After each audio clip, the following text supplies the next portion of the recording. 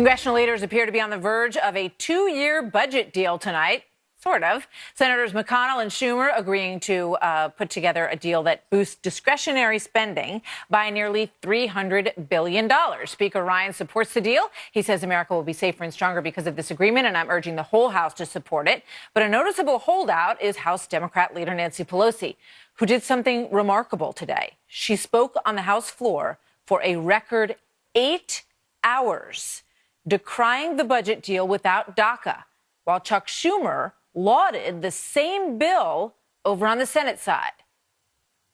This budget deal will be the best thing we've done for our economy, our military, our middle class for a long time. Why should we in the House be treated in such a humiliating way when the Republican Senate leader has given that opportunity in a bipartisan way to his membership?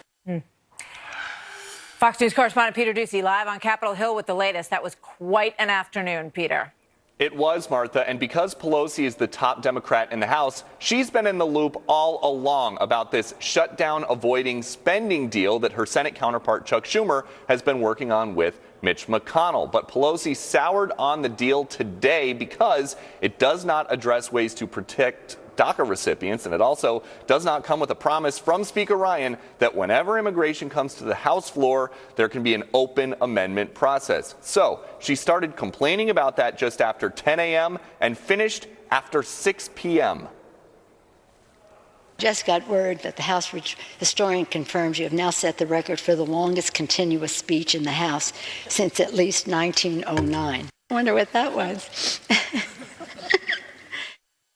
So Republicans may need to try to pass this spending measure without much Democratic support. That is why this evening President Trump took to Twitter to write the following. The budget agreement today is so important for our great military. It ends the dangerous sequester and gives Secretary Mattis what he needs to keep America great. Republicans and Democrats must support our troops and support this bill. But many Republicans in the House hate this bill because the popular part that gets rid of caps on Pentagon spending and also gets rid of some limits on domestic spending doesn't come with proper spending cuts elsewhere. $1 trillion deficit, one of the largest spending increases, second probably in the past decade, this is probably the second largest discretionary spending increase, second only to Obama's stimulus package. So you know how obnoxious that was. So this is not what we were elected to do, and you're going to see, I think, the vast majority of Freedom Caucus members vote against it, and my guess is a lot of other members as well. The plan as of right now is for the Senate to vote on this spending bill at some point tomorrow, but there may not be a vote if they know for sure that it would fail once it got over to the House. Just a few minutes ago, we caught the House Majority Leader Kevin McCarthy on his way into the chamber. He said they were going to start whipping members tonight to see where they stand. Martha? Okay, Peter, thank you very much. Here now, Karl Rove, Fox News contributor and former White House Deputy Chief of Staff under President George W. Bush. So they got together and decided that they should raise the spending caps by almost between $300 and $400 billion. And that was, I think, a pretty easy thing for them to come to an agreement on, Karl, on the Senate side. Well, it is because, remember, caps are not appropriations, and they actually, originally the Democrats said if for every dollar you increase in defense caps, you need to increase in the non-defense. Here's what the Senate is. It's $80 billion more to defense. That right now defense is at $549. This would carry it to $629. And then on non-defense, it would increase it by $63 billion. It's now at about $516 billion. That would carry it to $579. And it would do that this year and next year. So in other words, $80 billion this year for defense, $80 billion more for defense next year. But again, that's a ceiling. That's not the appropriation. Same on non-defense, $63 billion more this year, $63 billion more next year. And again, that's the authorization. It's not the appropriation. This bill would also raise the debt ceiling so that it's not voted on again until after this election, and then it would fill up the FEMA, the Federal Emergency Management Agency pot, which has now run out of money with about $80 billion for disaster relief. That money would sit there until it was needed over the course of the next several years. By comparison, Martha, the House bill that they're working on increases defense spending by $35 billion this year from $549 to $584.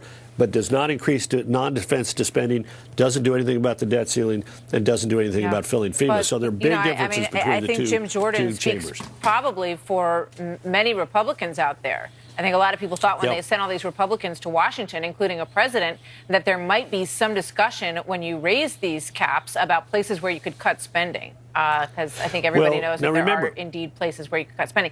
I know this is just, but you're saying this is just the budget in a sense, right? This is, you can spend it to this amount. It's the budget framework, and the question is, the question is, well, they don't. Well, they do sometimes, but the question is what is the long game here? My sense is that they want to get the budget deal done, get the debt ceiling out of the way, clear the decks, so to speak, and then there will be a battle. Let's not kid ourselves. There will be a battle this year and next year about whether or not they actually do increase defense spending by $80 billion and increase non-defense spending by 63. There will be a continuing battle over this. This is just simply the framework, not the actual appropriation bills themselves. You know, I want to show just to Nancy Pelosi for a moment and the stance that she took today, a very strong stance. She spent many hours out there arguing that she wants the Dreamers to be allowed to stay in the country as part of this bill, and she feels, I think, betrayed by the deal that Chuck Schumer struck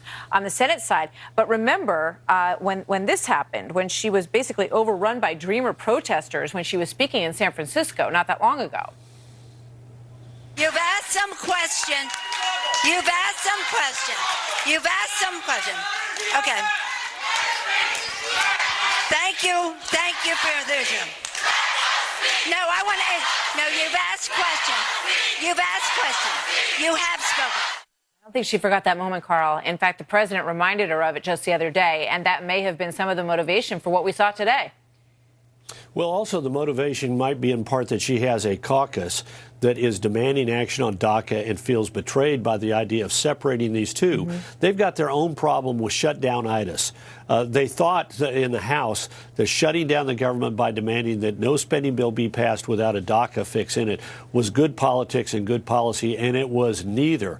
What's ironic is they got a better shot at getting a DACA fix and more comprehensive immigration if they clear the decks of the budget and then focus on that, because clearly President Trump has laid out a deal there. He said, I will give not a path to citizenship to 800,000, 700,000 who filed. I'll give it to 1.8 million, but we got to find a way to do something on border security that will and reforming some of these immigration laws like I would like to have it done. So they got a chance to get this done if they're willing to negotiate and willing to separate these two. And what's interesting to me is her people were participating in all of these discussions on the Senate side, as were House Republicans, and somehow or another something happened today to cause her to walk away from it, at least temporarily. But this can't pass without a number of Democrats voting for it in the House.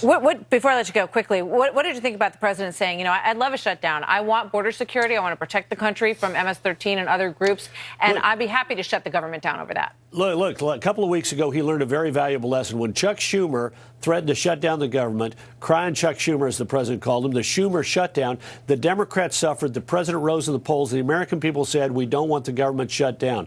I think it's a mistake for the president to do that again. This time, he's on